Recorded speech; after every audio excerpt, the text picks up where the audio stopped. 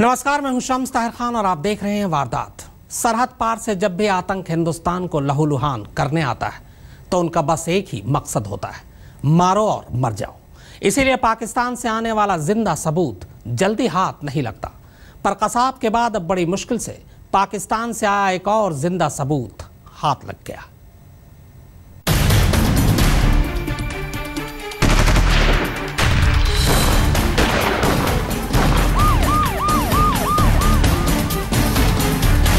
ये आतंकवादी को जिंदा गिरफ्तार किया गया।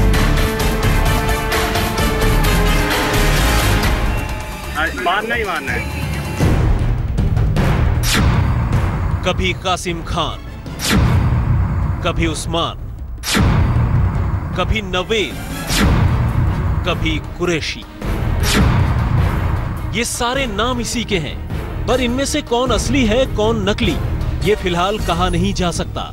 लेकिन नामों के तमाम झूठ के बीच एक बात जो ये बार बार कह रहा है वो ये कि हाँ, मैं पाकिस्तान से आया हूँ मारने और बस मारने। 12 दिन कितने बंदे हैं? क्या लगा? मारना ही मारना है।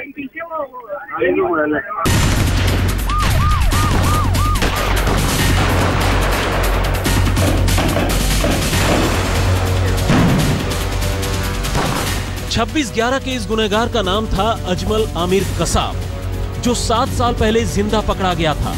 अब 7 साल बाद ये जिंदा पकड़ा गया है। अब जिंदा पकड़ा गया है तो जाहिर है बोलेगा भी। तो ये न सिर्फ बोल रहा है बल्कि पोल भी खोल रहा है। गया तो नहीं कहीं, पाकिस्तान से भी आए थे बॉर्डर से। ना 2 दिन हो गए। ट्रेन पे आए या बस पे आए? ना कौन सी ट्रेन बस आती? जंगल से आए। अगर ट्रेन बस आती होती तो इधर भी आ जाते। इधर कैसे पहुंचे आप? इधर जंगल। अभी आपने कितने बंदों ने घुसपैठ की है? वाटर कहाँ से पार किया आपने? इतना बड़ा डील कैसे है? फिलहाल तो शुरुआत है, पर सूत्र बता रहे हैं कि इसका सबसे बड़ा टारगेट अमरनाथ यात्री थे। लेकिन ये अपने मकसद में कामयाब हो पाता उससे पहले ही जिंदा हाथ लग गया।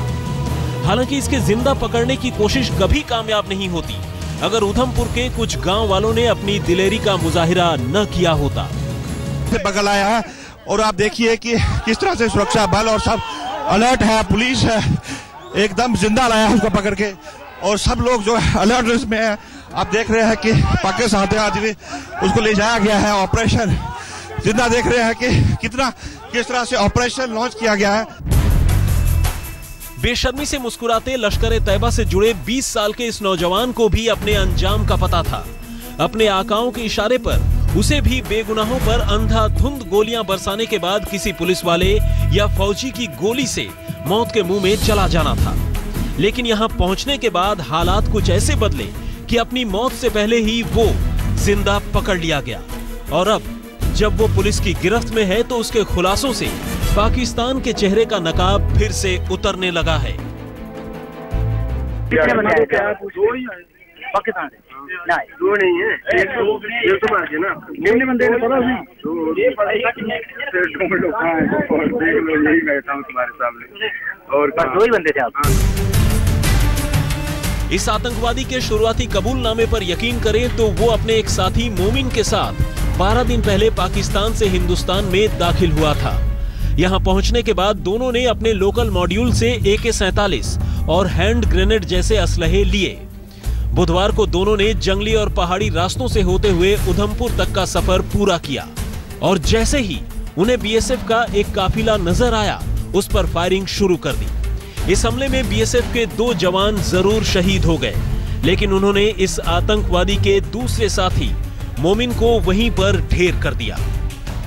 इसके बाद इस आतंकवादी ने एक गांव में घुसकर लोगों को बंधक बनाने और फिर भागने की कोशिश की, लेकिन यहीं गांव वालों की बहादुरी से बाजी पलट गई और ये जिंदा सबूत हाथ लग गया। श्रीनगर से अशरफ वानी और शुजाउल हक के साथ अश्विनी कुमार, उधमपुर आज तक। एक ने कासिम के पास मौजूद AK-47 की ट्रिगर में अपनी उंगली फंसाकर उसे उलझा दिया, तो दूसरे ने लंगड़ी मारकर उसे चारों खाने चित कर दिया। और इस तरह पाकिस्तान से आया जिंदा सबूत हिंदुस्तान के हाथ लग गया। ये मुमकिन न होता अगर उधमपुर में जीजा साले की जोड़ी ने जांबाजी न दिखाई होती।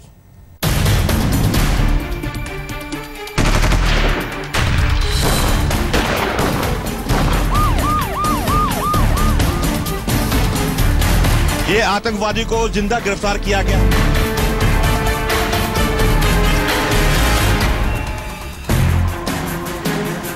बीएसएफ और जम्मू कश्मीर के जवानों के बीच रस्सी से बंधा ये नकाबपोश वही आतंकवादी है जिसने अपने एक साथी के साथ मिलकर 5 अगस्त की सुबह जम्मू श्रीनगर नेशनल हाईवे पर समरोली के पास बीएसएफ की एक बस पर फायरिंग की थी।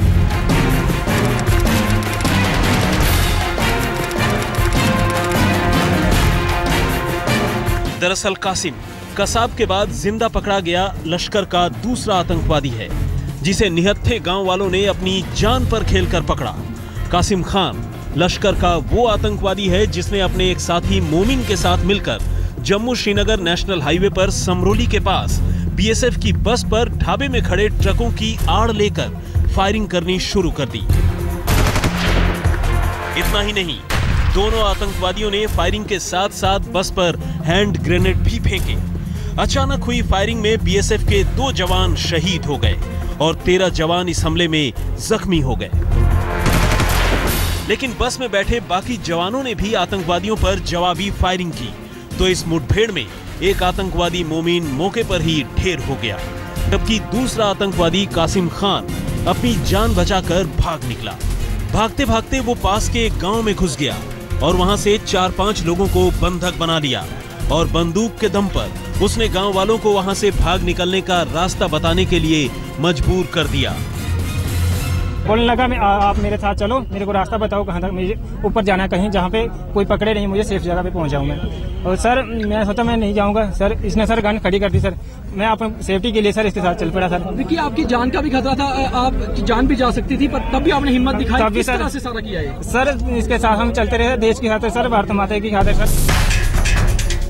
राकेश और विक्रम नाम के 2 ग्रामीणों के साथ साथ बाकी के गांव वाले भी कासिम के आगे मजबूर थे, लेकिन जिस हालात में वो फंसे थे उसमें कासिम के हाथ में AK-47 राइफल थी और वो सभी निहत्थे थे। वो चाहकर भी कासिम का कुछ नहीं बिगाड़ सकते थे, लिहाजा कासिम जो और जैसा उनसे कहता गया वो करते चले गए। राकेश और विक्रम के मुताबिक इतना ही नहीं, पहाड़ पर काफी दूर चलने के बाद जब कासिम थक गया तो उसने चिड़री गांव के पास उन लोगों से कुछ खाने के लिए मांगा, तो बकौल विक्रम सिंह उन्होंने कासिम को खाना भी खिलाया। बैठते बैठते ऊपर चल के 4 किलोमीटर पर होता है, इसको खाना खिलाया, इसको भूख लग रही थी, इसको खाना खिलाया हमने। कोई कहाँ पे जा रहा था, उसके बाद रोटी थी और खाना खिलाया इसको। बाद में इसने एक साइड में हो गया, मगर इधर कोई डर नहीं है, हमने इसको पकड़ना था, किसी हालत में पकड़ना था इसको। लेकिन इस बीच उन सभी के मन में एक ही बात चल रही थी कि वो कासिम को कैसे पकड़े। इस बीच बीएसएफ और जम्मू कश्मीर पुलिस ने कासिम को पकड़ने के लिए सर्च ऑपरेशन की शुरुआत कर दी और वो उसी तरफ आ रहे थे जहां गांव वालों के साथ कासिम छिपा बैठा था। और जब कासिम को लगा कि वो पकड़ा जाएगा तो उसने भागने की कोशिश की, लेकिन तभी राकेश और विक्रम ने उस पर हमला बोल दिया। राकेश ने उसकी गर्दन पकड़ ली और विक्रम कासिम से उसकी बंदूक छीनने की कोशिश करने लगा। इस गुत्थम गुत्थी में कासिम ने राकेश और विक्रम दोनों को दांतों से काटा और मुक्के भी मारे, लेकिन दोनों ने उसे नहीं छोड़ा। हिम्मत इनकी भी, इसने उनकी गर्दन दबाई। अच्छा। और मैंने उसकी गन पकड़ी। उसने इतना बोला, गन पकड़ने पर कुछ को इसने बोला कि मेरे को छोड़ दो, मैं भाग जाता हूँ, मैं कुछ नहीं बोलूंगा। मुक्के मारे हिंदी में मार रहा, हम मेरे को छोड़ दो, मैं भाग जाएंगे। लेकिन इसने मारा मुक्का, हमको ही मारा, इसको मारा, टक मारे हमको यहाँ पे। अच्छा। इनको भाई को मारे। अच्छा। उसके बाद मैंने इसकी गन पकड़ी, इसने पकड़ लिया। तब कासिम को काबू में कर लेने के बाद सभी उसे पकड़कर वहां बैठे रहे। श्रीनगर से अशरफ वानी और शुजाउल हक के साथ अश्विनी कुमार, उधमपुर, आज तक। लोग कह रहे हैं कि कासिम की शक्ल कसाब से मिलती है, तो कुछ का कहना है कि वो दिखने में कसाब से कम जल्लाद नजर आ रहा है। टीवी पर जितनी देर कासिम आया, कहीं से चेहरे पर कोई घबराहट या पछतावा नहीं, बल्कि वो तो उल्टे लगातार मुस्कुराता रहा। खबर ये आ रही है कि पाकिस्तान में कासिम जिस परिवार से है वो कसाब जैसा गरीब परिवार नहीं है। कासिम का एक भाई कॉलेज में लेक्चरर है, तो दूसरा बिजनेसमैन।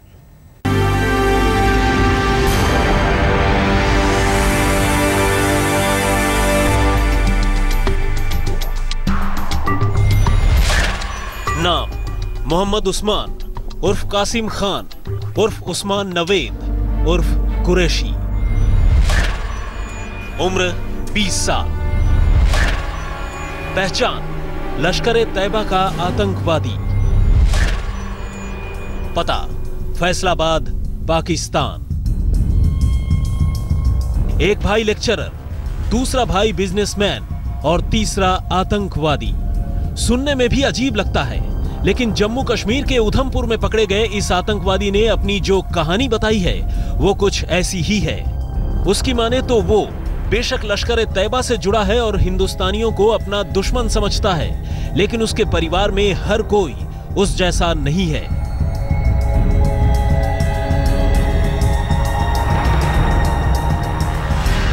उस्मान नवेद नाम के इस आतंकवादी की यह कहानी बयान करती है कि किस तरह पाकिस्तान लगातार हिंदुस्तान को लहूलुहान करने की साजिश बुनता रहा है और किस तरह वो एक के बाद एक नौजवानों को बरगलाकर दहशतगर्दी की आग में झोंक रहा है।